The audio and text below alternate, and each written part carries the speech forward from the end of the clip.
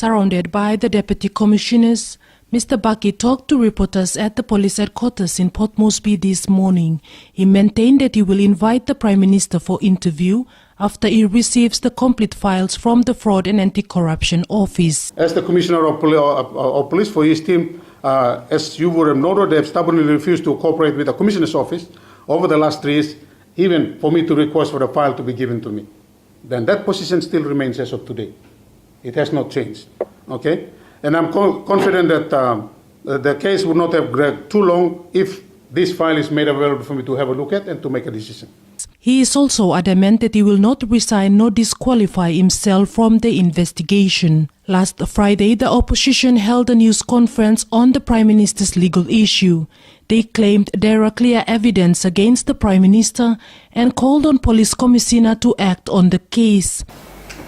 We are making a demand that Police Commissioner directly has a conflict of interest and he must step aside, or rather delegate that role of arresting the Prime Minister or inviting the Prime Minister to have a conversation with regard to that matter. He should delegate that to one of his deputies to handle that. The Police Commissioner has always had a very serious conflict of interest. He was one of the plaintiffs in the application to dismiss the warrant of arrest itself. An unprecedented behavior, but he did it. He could have done it internally with his officers. I am calling on Garry Baki to resign immediately. He has compromised the office of the police commissioner. Instead of looking after Papua New Guinea, law and order, enforcing it, he is protecting this man. I think enough is enough. However, Mr Baki over the weekend hit back, calling on them to clean their backyards first. He also called on all elected members not to politicize the force. To also look upon themselves and tell Papua New Guinea, all right, tell Papua New Guinea if they are clean behind their back as well too. All right, it's very important. You talk about corruption, you must be clear in your mind that there is nothing else hanging over your shoulder. Nothing.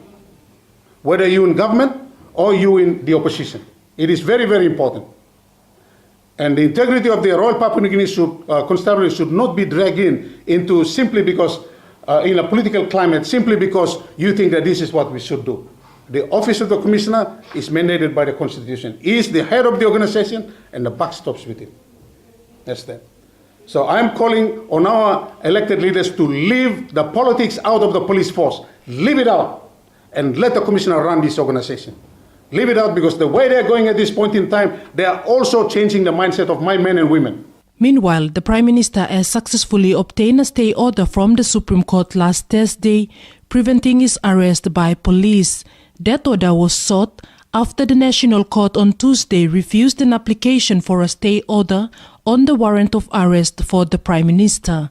The Chief Justice granted the interim stay order to protect the rights of Prime Minister, pending his appeal challenging the National Court decision. In a statement earlier, Prime Minister Peter O'Neil said he would continue to challenge these, claiming they were politically motivated. He said there have been high-profile cases where charges had been laid without evidence and had been subsequently thrown out by the courts. Mr O'Neil also said a dangerous precedent would be set, exposing future prime ministers to politically motivated false charges. The legal battle dates back to 2011 over alleged payment of legal fees from the Prime Minister to parochial lawyers.